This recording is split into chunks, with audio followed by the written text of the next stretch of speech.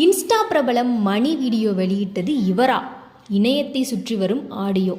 Cinema பிரபலங்களை போன்று தற்போது Instagram, YouTube போன்ற ஒவ்வொரு சமூக ஊடகத்திற்கும் பிரபலங்கள் முளைக்க ஆரம்பித்து விட்டனர்.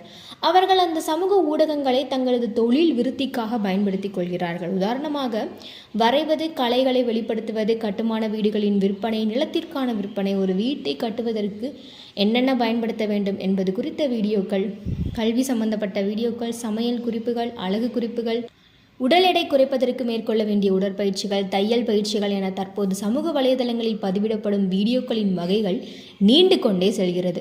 சில குறிப்பிட்ட வீடியோக்கள் அதிக அளவில் பகிரப்பட்டு அவர்கள் செலிபிரிட்டிகளாகவும் வலம் வர ஆரம்பிக்கிறார்கள். ஆனால் இந்த வீடியோக்கள் அனைத்திற்கும் தொடக்கம் டிக்டாக்கில் இருந்துதான் ஆரம்பித்தது.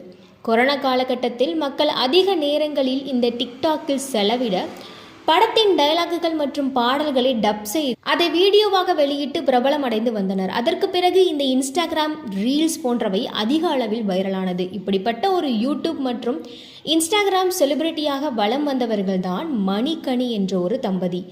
இந்த தம்பதிகளுக்கு இடையே அதிக நெருக்கமான வீடியோக்கள் மற்றும் இவர்களின் காதல் வீடியோக்கள் சமூக வலைதளங்களில் வைரலாக திடீரென்று விவாகரத்து பெற்றதாகவும் இருவரும் அறிவித்தனர். விவாகரத்து பெற்றதற்கு இரு தரப்பிலும் வெவ்வேறு காரணங்கள் கூறப்பட சமீபத்தில் மணி குறித்த சர்ச்சைக்குரிய வீடியோக்கள் வெளியானது. இந்த வீடியோ பெருமளவான சர்ச்சையையும் ஏற்படுத்தியது. ஏனென்றால் அந்த வீடியோவில் பெண்களுடன் ஆபாசமாக அவர் நடந்து கொள்வது போன்ற செயல்கள் இடம்பெற்றிருந்தது. இதனால் இவரை சீஃப் கெஸ்டாக அழைத்த கல்லூரிகள் தலைகுனிவை சந்தித்தனர். அதுவும் பல பெண்கள் படிக்கும் பெண் கல்லூரிகளுக்கு இவரை சீஃப் கெஸ்டாக அந்த கல்லூரி அழைத்திருக்கிறது. எதற்காக இப்படி ஒருவரை அழைத்தீர்கள்?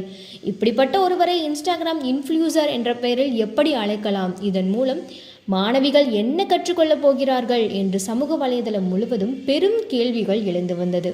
இந்த நிலையில் இவரின் சர்ச்சைக்குரிய வீடியோவை நாம் தமிழர் கட்சியின் பேச்சாளரான சாட்டை துரைமுருகன் தான் வெளியிட்டுள்ளார் என்பது தெரிய வந்துள்ளது. அதுவும் இது போன்ற ஒருவரை கல்லூரியில் சீஃப் கெஸ்டாக அழைத்து உள்ளார்கள்.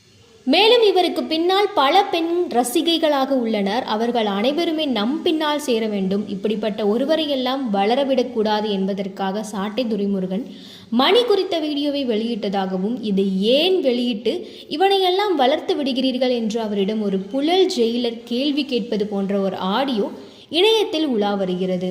அந்த ஆடியோவில் மிகவும் தெள்ள தெளிவாக மணி குறித்த வீடியோவை வெளியிட்டது சாட்டை துரைமுருகன் தான் என்றும், இவன் ஒரு சல்லிப்பையன், இவன் குறித்த வீடியோவை எதற்காக நீங்கள் வெளியிட்டீர்கள்? எனக்கு மிகவும் மன கஷ்டமாகிறது.